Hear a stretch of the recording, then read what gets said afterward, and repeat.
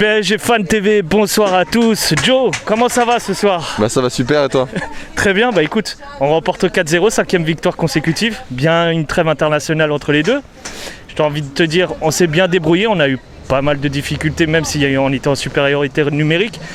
Mais concrètement, que peux-tu retenir de ce match? Comme tu l'as dit, pour moi 4-0 contre Nîmes, on va dire des fois que je suis un peu petit peu déçu, dur.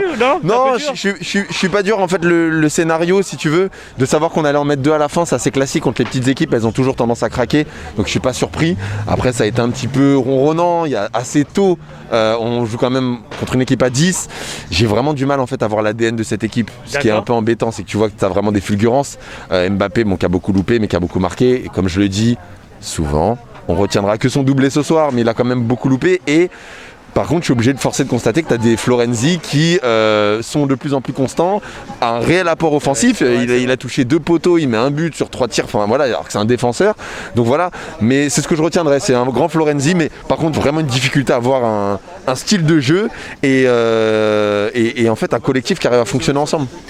J'ai envie de te dire, est-ce que t'es pas un peu dur malgré, les nombreuses absences qu'il y a eu? On va certainement te le dire. Bien sûr. Et que cet effectif qu'on a eu ce soir, c'est pas le 11 de départ que certainement on mettra face à Manchester. Est-ce que tu sembles pas un peu difficile envers nos joueurs qui normalement cirent le banc en temps normal? Alors là où tu as raison, c'est que tu as Rafinha qui vient d'arriver, tu as Keane, et donc effectivement il ne faut pas être trop dur, forcément c'est le début, donc eux aussi doivent prendre leur marque. Après, je suis d'accord avec toi que c'est des personnes qui jouent pas forcément beaucoup, on pense notamment à Herrera, Sarabia qui quand même prend du temps de jeu, mais l'adversaire en fait est tellement faible qu'on devrait quand même voir notre patte, c'est-à-dire que même quand on a la possession de balle, tu sens que la création passe par le génie de certains surtout. T'as quand même des fois en fait un backer qui a fait un match honnête, il est pas exceptionnel, mais moi je l'ai trouvé en fait quand même honnête dans ce match-là. Mais bon, moi j'attends toujours de voir en fait un grand joueur quand il y a un gros niveau. Dernier mot sur plutôt sur on va dire le contexte actuel. Comment te sens-tu pour la prochaine? Parce que ça va être difficile malheureusement de se voir maintenant avec ce couvre-feu. Est-ce que tu continues en tout cas à être présent et en tout cas à supporter le club?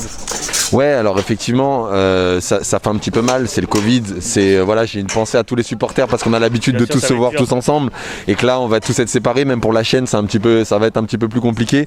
Mais voilà, je voulais juste faire un petit mot et dire force à tous, c'est pas parce que c'est compliqué qu'on a la passion, on va regarder une Ligue des Champions en famille, mais voilà, on va pas arrêter notre passion. Ça marche, je te remercie encore Joe. Allez, à bientôt.